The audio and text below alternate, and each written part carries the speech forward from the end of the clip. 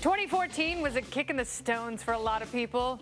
You too, gentlemen. You spent money you didn't have, your basic liberties eroded like sand on a once pristine beach, and you didn't know whether to hug a cop or hightail it to a protest. In a word, you're hungover. You don't have to go on a tequila-soaked party bender to feel like you've been hosed. When you've lost faith in your leaders, when the prospects of peace and sanity seem grim, it's worse for you than your bloated liver and dehydration after a big alcohol booze fest. And that's where we come in. From the military to D.C., from your bank account to your bulging booty, we will get you in shape from stem to stern and get your love boat sailing again. Welcome to The Hangover. This is The Independence.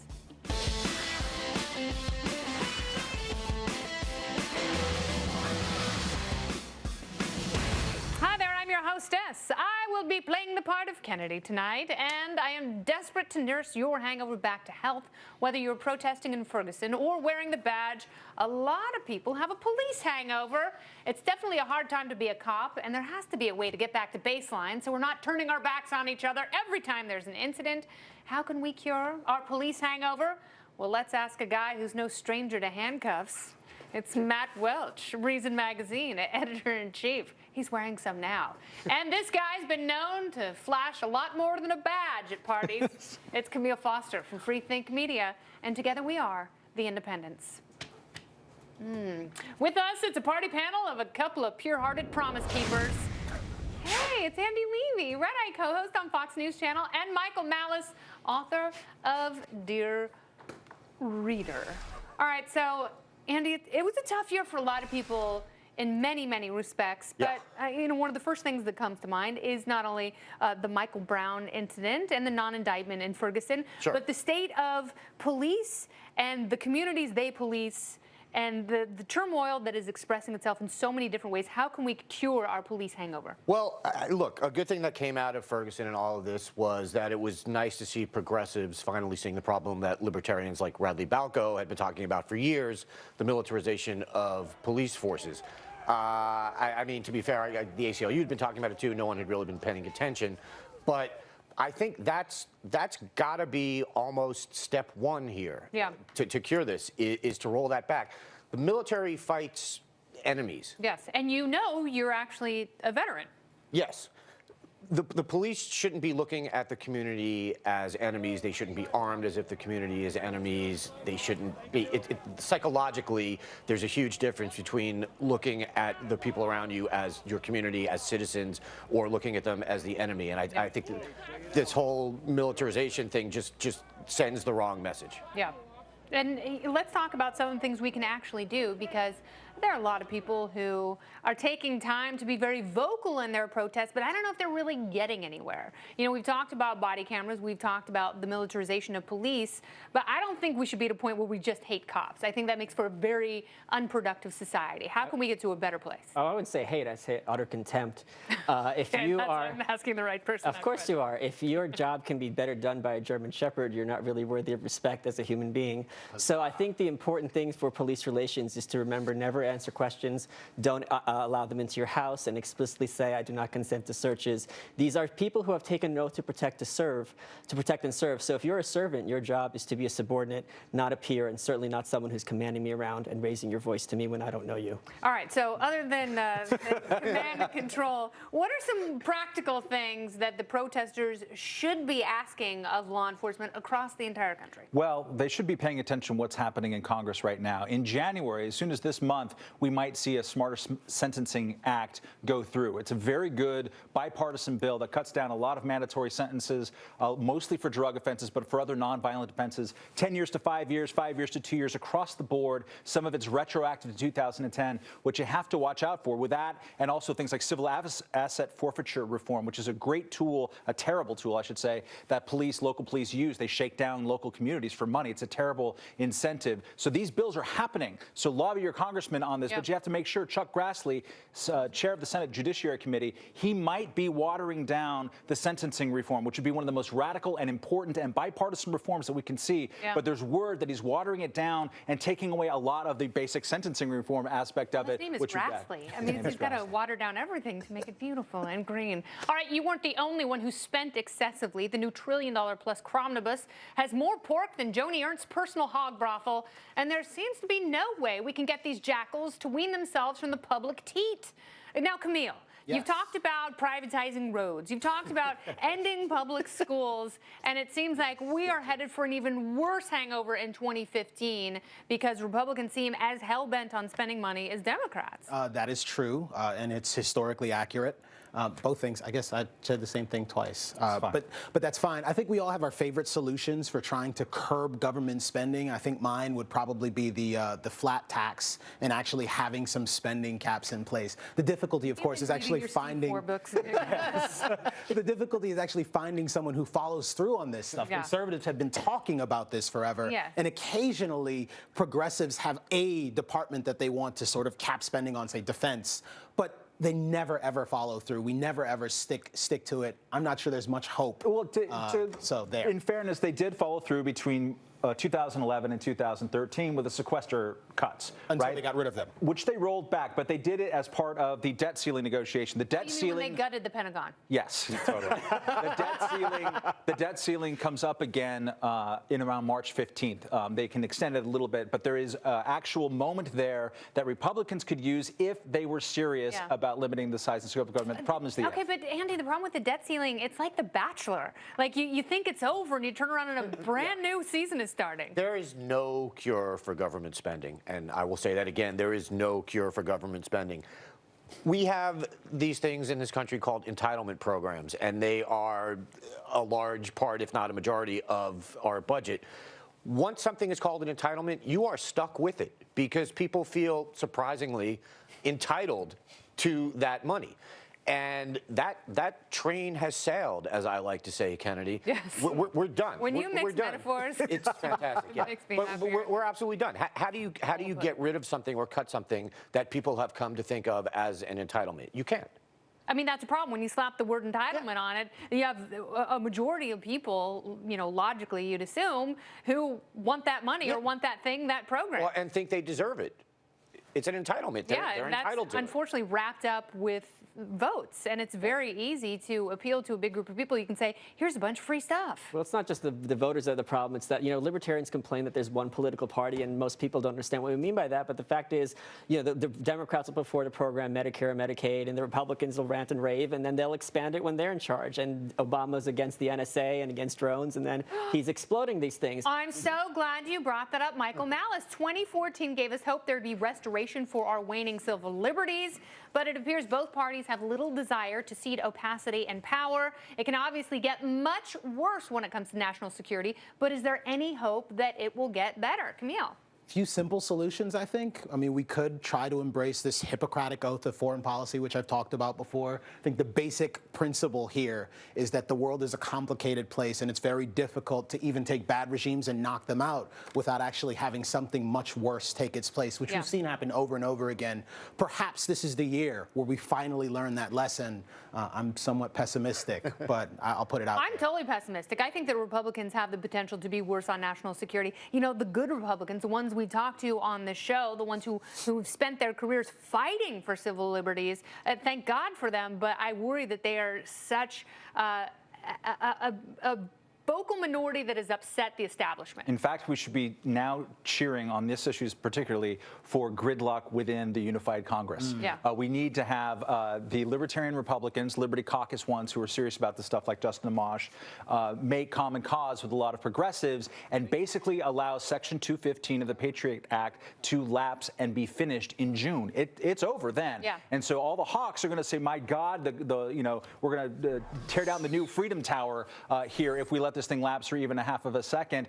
But if there's actual gridlock in Congress, then the provision by which they collect all this metadata and abuse any notion of the Fourth Amendment, it'll go away. So they'll have to break the law even more blatantly in the future. Well, I think the only thing that's going to save us, and it has been saving us, is technology. The fact that Apple had that thing where the cops can't get in even if they wanted to, the idea that they would put this forward, a major corporation, even let's say 15 years ago, would have seemed insane and unpatriotic. And now Apple's putting it, and people are applauding it, and the government can't do anything about it. And by the way, that example is a perfect marriage of technology and a free market, because this is what consumers want. And even though there are a lot of people who try and convince you, if you want security, you have to sacrifice some of your freedom. But I think a lot of people are like, no, actually, I don't want them seeing what's in here. I don't want the government having access to anything. My pictures. And the fact that a majority of Americans don't necessarily want freedom, that they want, if you have nothing to hide, you shouldn't be scared. I don't care what a majority of people think. I want to be secure in my person, and if you disagree, that's fine. Go away. It's a little bizarre, though, that we're basically relitigating the encryption war that we had in, was it the 80s or the 90s with PGP being classified as a weapon, and you couldn't export it, and et cetera. And now we're sort of relitigating that whole thing, which to me is kind of odd. There is, I agree, there's some hope here, and the cure for this is just, it's so obvious. The government needs to stop spying on the American people. The servants aren't supposed to spy on the master. It's not supposed to work that way. Spy on foreign governments, spy on all of them. I don't care if they're our friends or our enemies. I believe the NSA should be reading every foreign leader's email. I have absolutely no problem with that. If you're spying on millions of Americans, you're actually putting us at greater risk for an attack, because how can you possibly focus on the bad guys if you're focusing on everyone? Exactly. It's like kissing the entire football team. Just awful. All right, gentlemen. We'll have you guys back What if a it was little the later USC on. football team? Oh, that's so gross. No, I just became gay. Thank you. All right, well, sure, we have a new Congress, but you're still hungover from the midterms, and the geniuses in D.C. have proven they can screw up anything. Some analysis on how they get it wrong and what they should do right. That's next. State it back. We can work it out. Think of what you're saying. You can get it wrong and still think that it's... This is The Independent. Thanks so much for being with us, and we are now ready to play our game. I hope you have your paddle at home, or at least someone to paddle. You know about hangovers from firsthand experience. But I'm not here to judge you. I'm here to judge our contestants on today's game, which is called Booze or False, a quiz that tests your knowledge of alcohol. Please welcome back our beautiful man panelists, Andy Levy and Michael Malice, with his evil fingers stuck together with super glue. All right. Now, Michael Malice, you've never won one of these games. Andy, you've won every time you've been on. I'm 0 for 1, actually. I was trying to talk you up. Get that as big. You stole my joke. Okay, you all have fact or fiction panels. Are you guys ready to play Booze or False? Yeah. Okay, very good. Question number 1. During the temperance movement, school children were told that alcohol could lead to spontaneous combustion. Fact or fiction?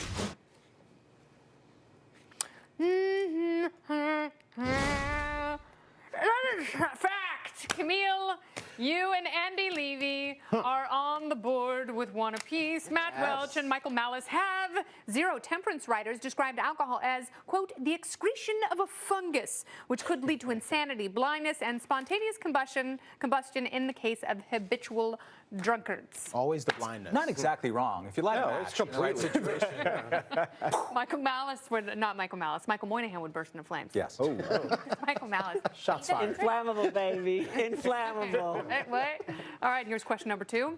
Andrew Jackson was so drunk at the Battle of New Orleans. How drunk was he?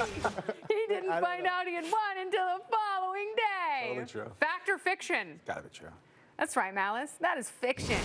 Oh. He was sober. I know He about was lies. sober as a judge. I Thank you, fiction too. Andrew Jackson. I did. I switched before the answer. Did. Before Yeah, the you answer switched was it. delivered. That's right. Matt, you have 0. Thank you. Everyone else is on the board with 1. Here is question number 3. No, I have 2. I do. I really do. No, The no, instant cheater. replay. Okay, telling you. well, ruling on the field stands. Camille has 1 point.